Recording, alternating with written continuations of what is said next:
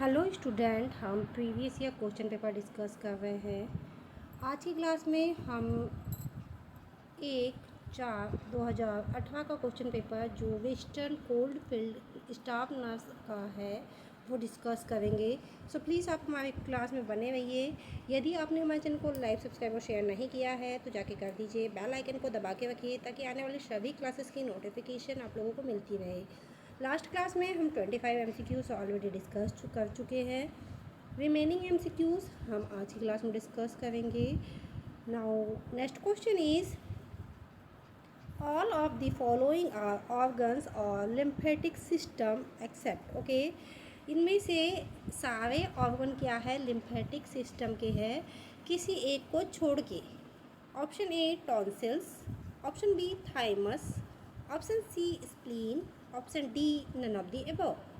Now right answer is option D none of the above, क्योंकि tonsil, thymus और spleen ये तीनों क्या है, लिम्फेटिक सिस्टम के ऑर्गन है।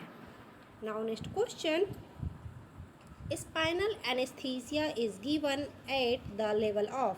जो स्पाइनल एनेस्थीसिया है वो कहाँ पे दिया जाता है, किस लेवल पे दिया जाता है।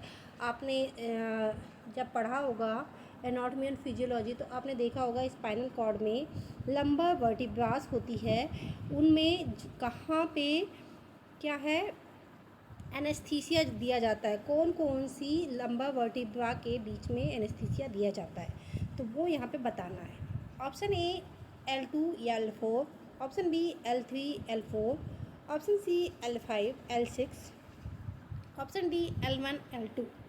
तो जो है लंबर वर्टिब्रा कौन कौन सी है, L3 और L4 के बीच में स्पाइनल एनेस्थीसिया दिया जाता है। Okay, now next question, a patient suspected of having pneumocomycotonia of complaining palpitation, swelling and of headache, which assessment is essential। ठीक है, कोई पेशेंट है उसको क्या हो रहा है, फिनोकोमाइकोटोनिया, और वो क्या कंप्लेंट कर रहा है कि उसको स्वेलिंग हो रही है पल्पेट करने पे और हेडेक हो रहा है, तो हमको क्या एसेंशियल असेसमेंट करना चाहिए। Option A pupillary reaction, option B one hand grip, option C blood pressure, option D blood glucose. तो जो ये कंडीशन हो रही है इसमें क्या करना है, ब्लड प्रेशर चेक करना है। ठीक है, क्या है, ब्लड प्रेशर चेक करना है। नाउ नेक्स्ट क्वेश्चन,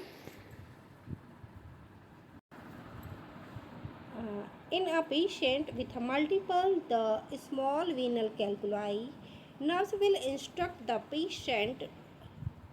तो क्या करेगी, एक पेशेंट है उसको मल्टीपल स्मॉल वीनल कैलकुलाइज हुई है, तो उसको नर्स क्या इंस्ट्रक्ट करेगी। Option A to stain all urine, option B to take plenty of fluid ambulant, option C to remain on bed rest, option D ask for the medication to relax. तो क्या instruct करेगी, option B to take plenty of fluid ambulant. ठीक है, बहुत सा पानी पीने को कहेगी। Now next question, a nurse to direct the administer hypotonic intravenous solution to a patient she should used. ठीक है, क्या है, हाइपोटोनिक इंट्रावेनस सॉल्यूशन यूज़ करना है, तो कौन सा सॉल्यूशन यूज़ किया जाएगा या कौन सा सॉल्यूशन नर्स एडमिनिस्टर करेगी।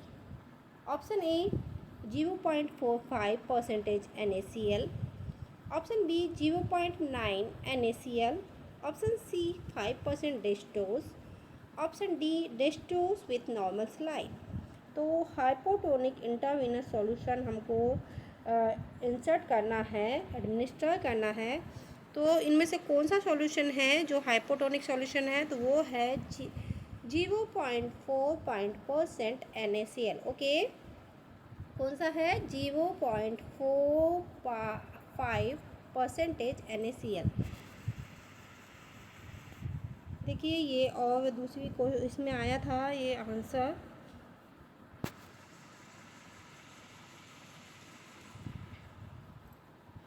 क्या है यहाँ पे next question? Chemical burn of I R treated with. तो जो केमिकल बर्न है वो कैसे ट्रीट किया जाता है? Option A,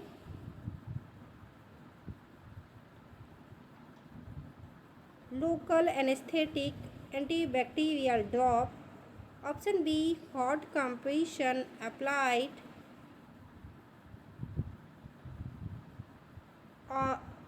50-minute interval. Option C, flushing to lead conjunctiva and come with tap or sterile water. Option D, cleansing the conjunctiva with small cotton. तो क्या होगा जब यदि केमिकल बर्न हुई है आई तो उसको कैसे ट्रीट करेंगे? तो उसको ट्रीट करेंगे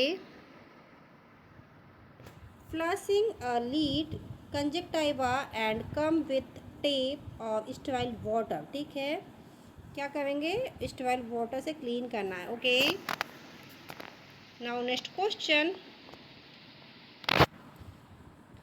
during CPR the correct hand placement over the chest for the chest compression. Option A, upper half of the sternum. Option B, upper third of the sternum. Option C, lower inlap of the sternum. Option D, lower third of the sternum. तो right answer क्या होगा?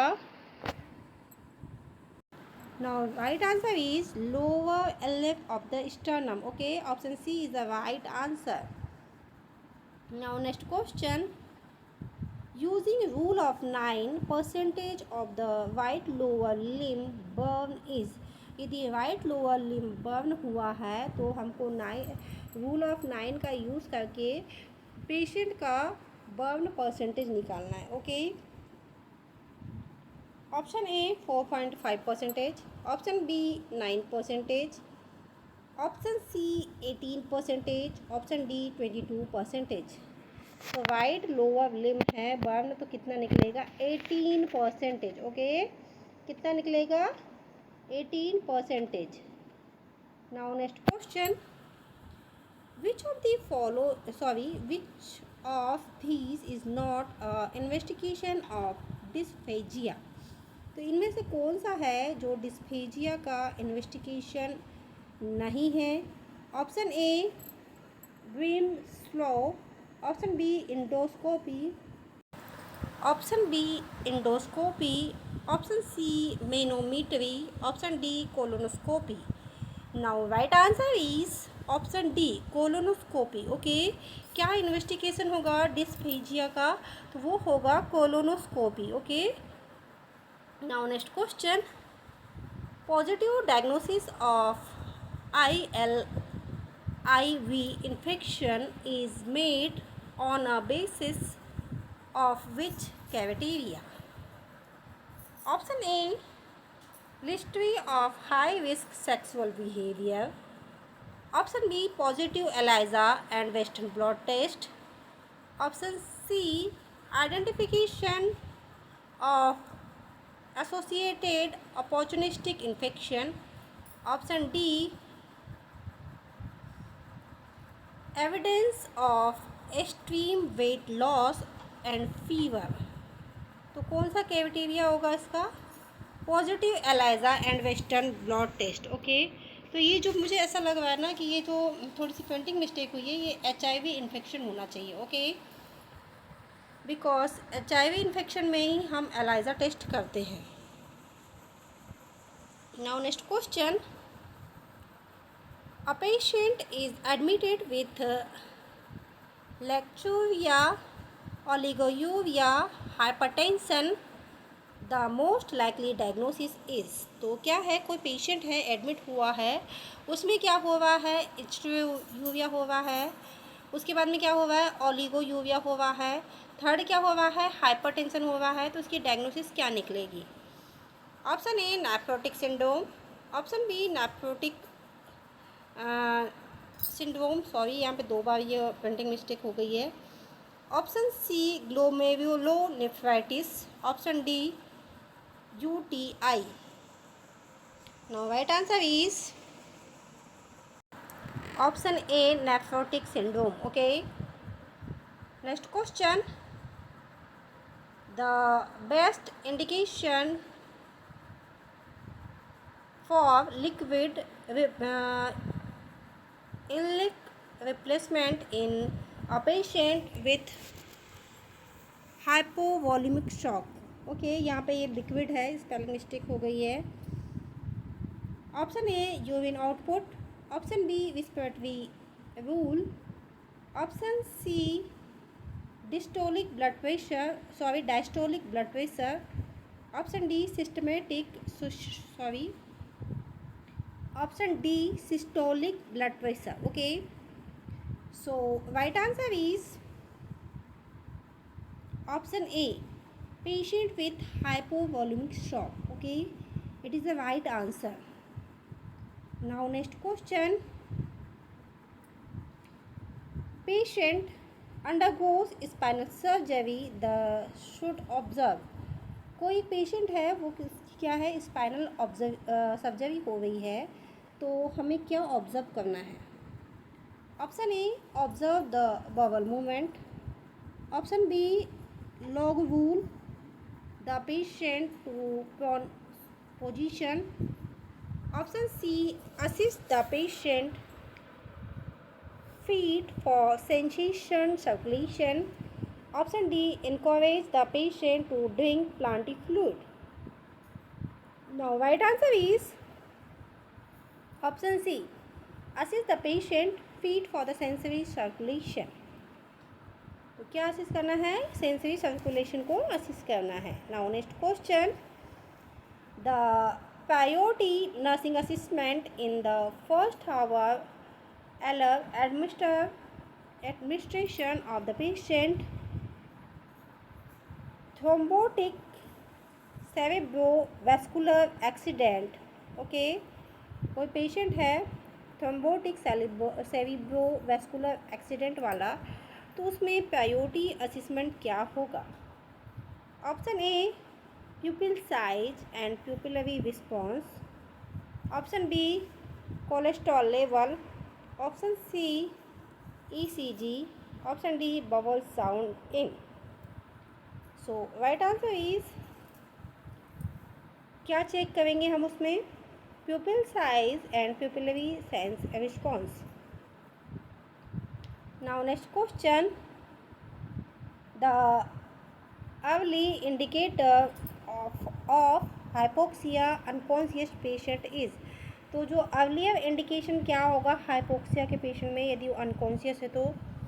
Option A cyanosis, option B increase respiration, option C depression, option D restlessness.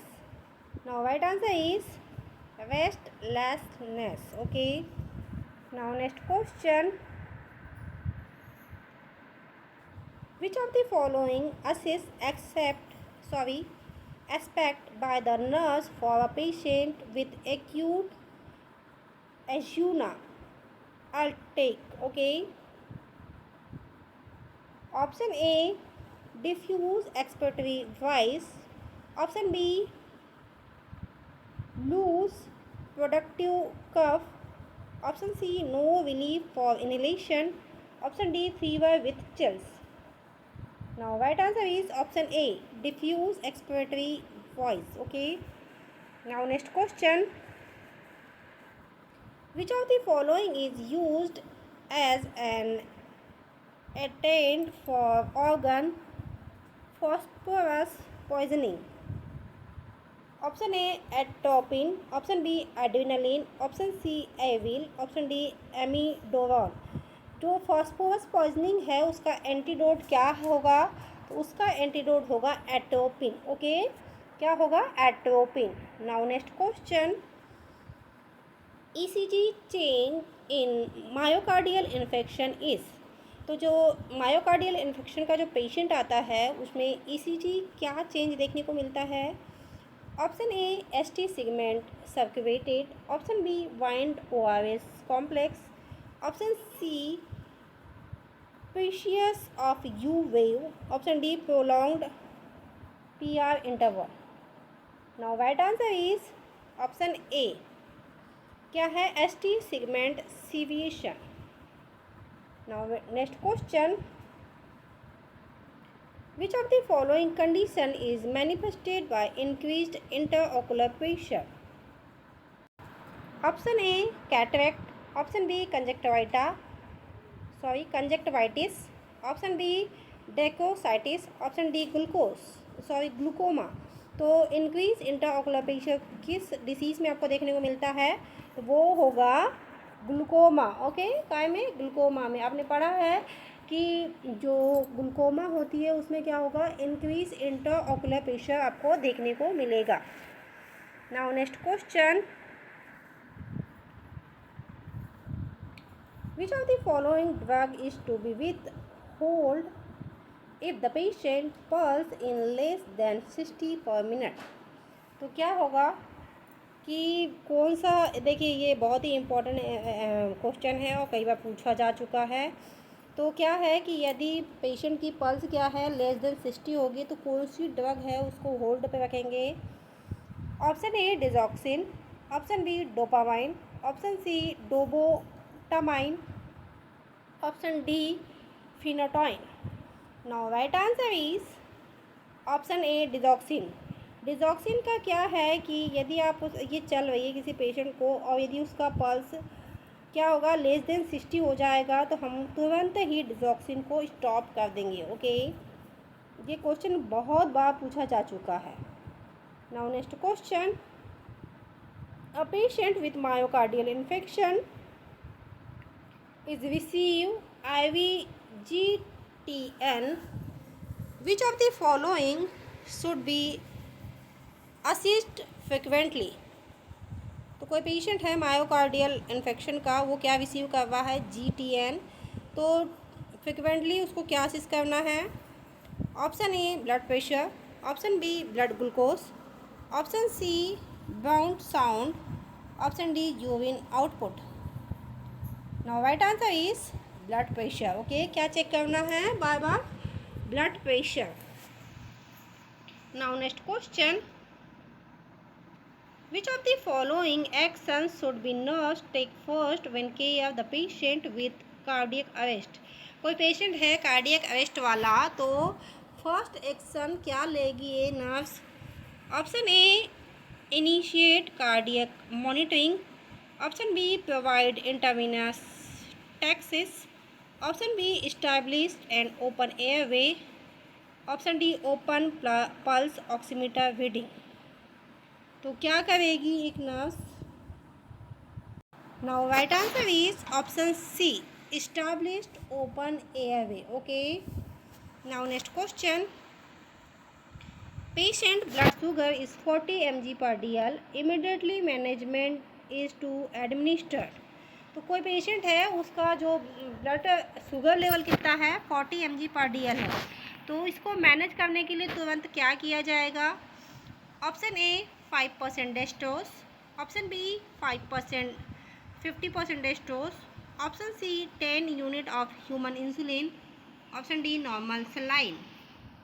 Now right answer is option B 50% of dextrose देंगे। ठीक है, यदि किसी का blood sugar level down हो जाता है तो क्या करना है? तुरंत 50% डेस्टोस लगाना है। और आपको मैं एक बात बता दूं, कभी भी शुगर के जिनको हाई शुगर होती है उनको डेस्टोस नहीं दिया जाता।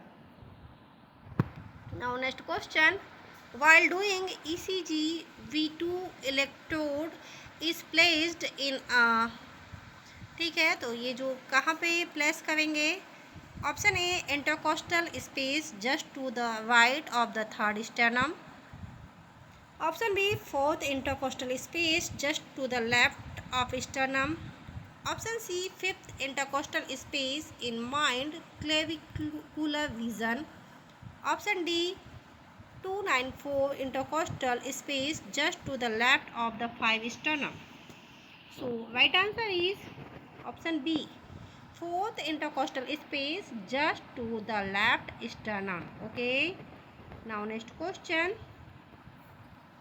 Which one of the following nursing measure will be most appropriate in the patient with एपिटेक्सिस?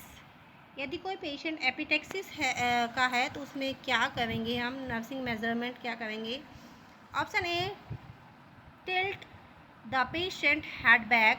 Option B, place the patient head between his leg. Option C, pinch the nose and have the patient laying forward. Option D, place warm compression on the patient nasal breath. Now right answer is option C, pinch the nose and क्या करेंगे, have a patient lean forward. Okay. क्या करेंगे यदि nasal bleeding हो रही है या फिर नेजल ब्लीडिंग कोई क्या कहा जाता है, एपिटेक्सिस कहा जाता है. तो एपिटेक्सिस का यदि कोई पेशेंट आता है तो हमको क्या करना है, उसकी नोज़ को पिंच करके रखना है और उसको क्या करना है, लेन फॉरवर्ड करना है. ओके, लेन फॉरवर्ड पोजीशन में रखना है पेशेंट को. Now next question. Bad so can be best prevented by. Option A, frequent change of position. Option B, massage to redness area. Option C, use of hard almoterist. Option D, cleaning and dressing. Now right answer is option A, frequent change the position. यदि कोई bad सोर का patient है तो उसको क्या करना है, उसको उससे प्रिवेंट करने के लिए किसी भी बैड विडन पेशेंट को हमको क्या करना है, फ्रिक्वेंटली उनकी पोजीशन चेंज करते रहनी है. ओके. सो स्टूडेंट, ये थे बहुत ही इंपॉर्टेंट एमसीक्यू जो हमने प्रीवियस ईयर क्वेश्चन पेपर से लिए थे. आई होप ये एमसीक्यूज आपके लिए बहुत ही इंपॉर्टेंट होने वाले हैं. इसकी रिमेनिंग क्लासेस और बची है क्योंकि इसमें 100 एमसीक्यूज है. सो प्लीज़ आप हमारे क्लास में बने रहिए. यदि आपने हमारे चैनल को लाइक, सब्सक्राइब, शेयर नहीं किया है तो जाके कर दीजिए. बेल आइकन को दबा के रखिए ताकि आने वाली सभी क्लासेस की नोटिफिकेशन आप लोगों को मिलती रहे. Thank you for watching.